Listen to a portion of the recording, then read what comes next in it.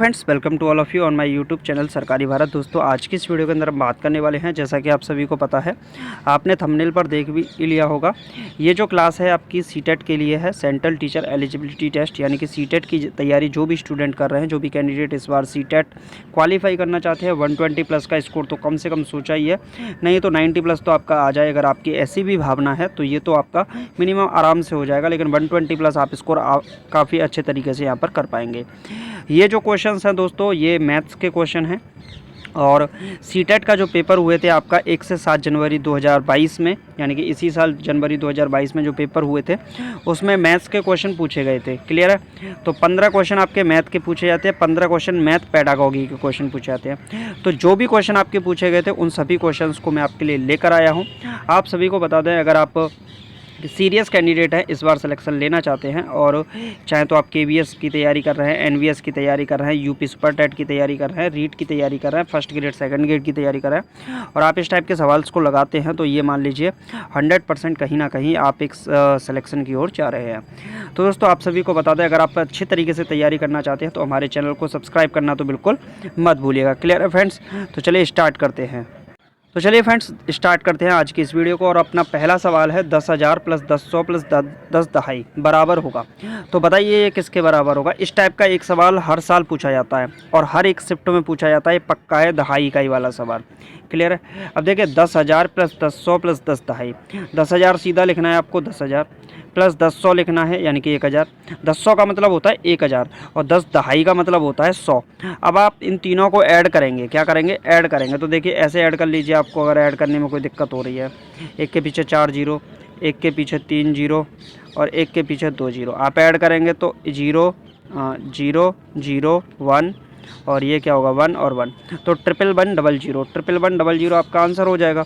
अब किस ऑप्शन में दे रखा है? तो यहाँ 4 1 है तो ये गलत हो गया, यहाँ 2 1 है ये गलत हो गया, 1 0 है गलत हो गया। ऑप्शन नंबर बी आपका राइट आंसर हो जाएगा। क्लियर है फ्रेंड्स? समझ में आ गया? प्रत्येक स्टूडेंट को बहुत आसान सवाल पूछे जाते हैं। अब चलिए नेक्स्ट क्वेश्चन देख लेते हैं। नेक्स्ट क्वेश्चन, अब ये भाग वाला, डिवीजन वाला भी सवाल आपका फिक्स है, ये तो पेपर में आता ही आता है। क्लियर? अब देखिए क्या पूछा है, 12,112 को 11 से और 13,223 को 13 से भाग देने पर प्राप्त शेषफलों का योग ज्ञात कीजिए। अब सीधा सीधा सवाल है, इसमें कुछ भी नहीं करना है आपको, बहुत आसान सवाल है साथियों। क्वेश्चन देखिए, 11 से भाग लगाना है आपको 12,112 को, 112 को, तो भाग लगाएंगे 12 एकन 12 तो 11 आया, फिर एक बचा रिमाइंडर, तो 12 एकन 12, 11 एकन 11, फिर कुछ नहीं बचा। फिर आपने 1 को भी नोट किया, 2 को भी नोट किया, बस इसी जगह पे मिस्टेक होती है। इसी वजह से सीटेट आपसे ये सवाल पूछता है, क्योंकि भाई आप प्राइमरी के टीचर बनने वाले हैं और आप में डिवीज़न की अगर ये वाली यहाँ पर आप मिस्टेक करते हैं तो गड़बड़ वाली बात होगी। तो यहाँ पर डबल डिजिट नोट करने पर आपको एक जीरो लगाना पड़ता है। क्लियर? तो एक जीरो नोट हो जाएगा। 12 एकन 12, एक शेष हो गया। तो आपसे पूछा शेषफलों का योग, तो यहाँ पर एक शेषफल आ गया। अब यहाँ लगाएंगे तो 13 एकन 13, एक बार चला गया, फिर 13 पूरा ही चला गया, तो 2 और 2 यानी कि 22 आपने नोट किया। डबल डिजिट नोट करने पर एक जीरो आता है। फिर यहाँ 13 एकन 13 बचे 9, 3 का नोट कर लिया, 13 सत्ते 91, तो कुल मिलाकर यहाँ पर रिमाइंडर बचा 2। क्लियर? यहाँ रिमाइंडर 1 बचा था, यहाँ रिमाइंडर 2 बचा, दोनों को ऐड करेंगे तो कितना बचेगा? 1 और 2, ये टोटल मिलके बन गया आपका 3। कितना बन गया साथियों? 3 मिलके बन गया। क्लियर है? अब यहाँ पर देखिए, अब ऑप्शन कौन सा सही है? ऑप्शन नंबर ए आपका राइट आंसर हो जाएगा। क्लियर है फ्रेंड्स? चलिए नेक्स्ट क्वेश्चन देख लेते हैं। अब देखिए कितने आसान सवाल पूछे जाते हैं। इस टाइप के क्वेश्चंस आपके सीटेट पूछता है, तो आप सोच सकते हैं, समझ सकते हैं कि आसान सवाल ही पूछे जाते हैं, ज़्यादा डिफिकल्ट टाइप के क्वेश्चन आपके नहीं रहते हैं। क्लियर है? अब स्थानीय मान से रिलेटेड सवाल हर साल पूछता है ये आपसे, प्लेस वैल्यू का। क्लियर है? 56,431 में 6 के स्थानीय मान तथा 4 के अंकित मान का अंतर ज्ञात कीजिए। अब देखिए 6 का स्थानीय मान, आपसे क्वेश्चन क्या पूछा गया? 56,000। क्लियर है? 56,431। अब 6 का स्थानीय मान क्या होगा? 6 और इसके पीछे 3 डिजिट हैं, 000, तो 6,000 हो जाएगा। क्लियर है फ्रेंड्स? अब यहाँ पूछा 4 के अंकित मान में, 4 का अंकित मान क्या होगा? अब इसका 4 का अंकित मान 4 ही हो जाएगा, तो 6,000 में से 4 को माइनस करना है। तो 6,000 में से आप 4 को माइनस करेंगे तो कितना बचेगा? 5,996 बचेगा। कितना बचेगा साथी? 5,996 बचेगा और यही आपका राइट आंसर हो जाएगा। बहुत आसान सवाल है, इस टाइप के क्वेश्चन आपसे पूछे जाते हैं। चलिए नेक्स्ट क्वेश्चन देख लेते हैं। अब बताइए कोई डिफिकल्ट क्वेश्चन है इसमें? कोई नहीं है, बहुत आसान सवाल पूछे जाते हैं। 30, 36, 42 के सबसे छोटे सार्वगुणज तथा सबसे बड़े सार्वगुणनखंड का गुणनफल ज्ञात कीजिए। अब कितना आसान सवाल पूछा गया है, ये सवाल आपके एग्जाम में पूछा जाता है। 30, 36 और 42 के सबसे छोटे सार्वगुणज। अब देखिए 30, 36 और 42 का सबसे छोटा सार्वगुणज, सार्वगुणज का मतलब होता है आपका लासा यानी कि एलसीएम। अब यहाँ पर मैं आपको निकाल के दिखा देता हूँ। देखिए 30, 36 और 1 मिनट 36 और 42। अब इसका सार्वगुणज निकालते हैं तो यहाँ 2 से भाग लगाएंगे 15, 18 और ये 21। 2 से भाग लगाएंगे 15, 9 और ये 21। 3 से भाग लगाएंगे 5, 3, 7 और ये हो जाएगा 3, फिर 5 हो जाएगा, 7 हो जाएगा। क्लियर है। अब इसको गुणा कर लेंगे, 2 दूनी 4 और 4 का 5 से करेंगे 20, 20 तिया 60, 60 तिया 180, 180 का 7 से गुणा कर दीजिए तो 180 गुणे 7 कर देंगे, 180 मल्टीप्लाई बाई 7, 0, 7 अट्ठे 56, 7 एकन 7 और 5 12, 1260 यही आपका निकल के आया एलसीएम। क्लियर हो गया होगा अब तो। अब आगे क्या बोला है, सबसे छोटे सार्वगुणज और सबसे बड़े सार्वगुणनखंड। तो 30, 36, 42 का सबसे बड़ा सार्वगुणनखंड जो होगा उसे बोलते हैं मासा, तो ये हो जाएगा 6। अब सीटेट ने क्वेश्चन क्या पूछा, सबसे छोटा सार्वगुणज और सबसे बड़ा सार्वगुणनखंड। उसको लगा कि स्टूडेंट को यहाँ पर दिक्कत हो सकती है, तो हम इसका मतलब जानते हैं एलसीएम और इसका मतलब जानते हैं एचसीएफ, कोई दिक्कत नहीं होगी, बहुत आसान हो गया। अब ये पूछा है कि इनका गुणनफल क्या होगा, तो 1260 और 6 का गुणा कर दो। 1260 और 6 का गुणा करेंगे तो 7560 हो जाएगा। कितना हो जाएगा साथी, 7560 आपका राइट आंसर हो जाएगा। Clear friends. चलिए नेक्स्ट क्वेश्चन देख लेते हैं।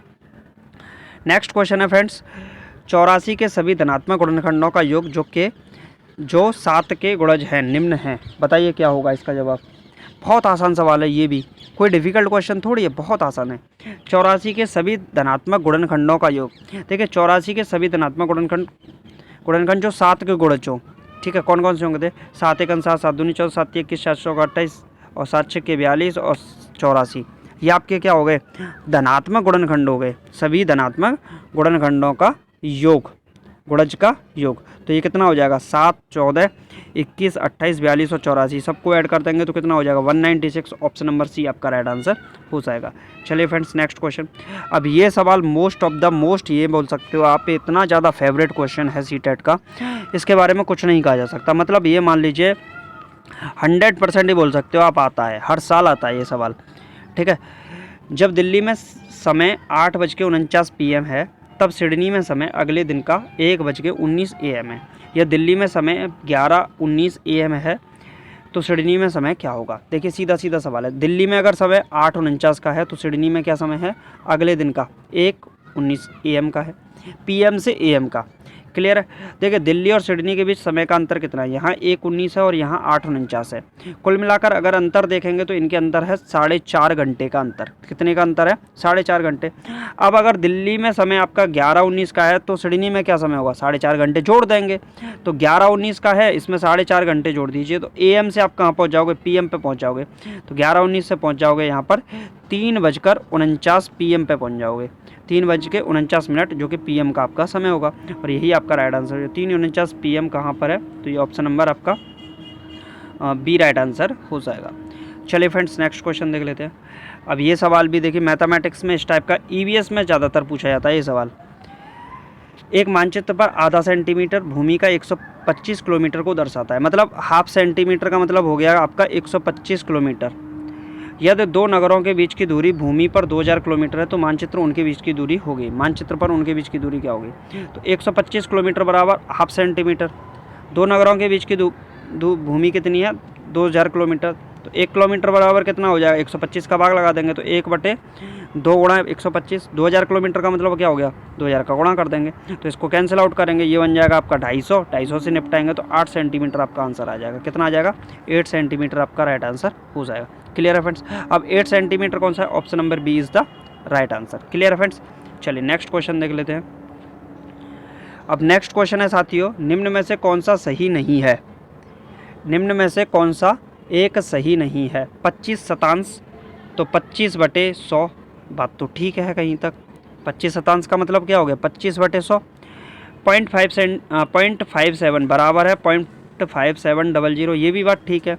30 सेंटीमीटर भुजा वाले वर्ग का क्षेत्रफल 4.5 मीटर 0.02 मीटर, आयत क्षेत्रफल के समान है।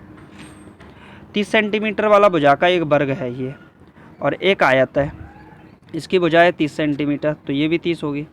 और इसकी ये 4.5 मीटर और ये 0.2 मीटर, तो ये इसका हो जाएगा एरिया। क्या हो जाएगा इसका एरिया? हो जाएगा भुजा का वर्ग, तो यानी 30 का वर्ग 900 सेंटीमीटर। कितना हो गया? 900 सेंटीमीटर। इसको सेंटीमीटर में चेंज कर लेते हैं, तो ये सेंटीमीटर में 100 का गुणा करेंगे यहाँ पर, तो ये बनेगा आपका 450 सेंटीमीटर, और यहाँ 100 का गुणा करेंगे तो ये बनेगा 20 सेंटीमीटर।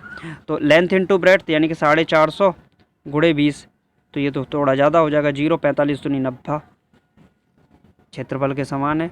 बात तो ये भी कहीं तक ठीक है, सेंटीमीटर स्क्वायर। चलिए भाई, यहाँ 9000 आएगा। कितना आएगा? 9000 आ रहा है दूसरा वाला एरिया, तो ये तो आपका मिस्टेक कर जाएगा, ये ठीक है। ऑप्शन नंबर सी आपका राइट आंसर हो जाएगा। तो दोस्तों आज की वीडियो में सिर्फ इतना ही। ये सीटेट के सवाल थे। अब देखिए, अब छोटे छोटे सवाल पूछे जाते हैं, अब जैसे क्वेश्चन पूछे जाएंगे वैसे ही तो मैं आपके लिए लेकर आऊँगा। क्लियर? तो सीटेट की तैयारी कर रहे हैं, और सीटेट में इस बार आपको क्वालिफाई करना है और अच्छे नंबरों से क्वालिफाई करना है, तो चैनल को सब्सक्राइब कर लीजिएगा, क्योंकि यहाँ पर सीटेट मैथ्स स्पेशलिस्ट द्वारा पढ़ाई जाती है। चलिए मिलते हैं नेक्स्ट वीडियो में। Thank you for watching this video.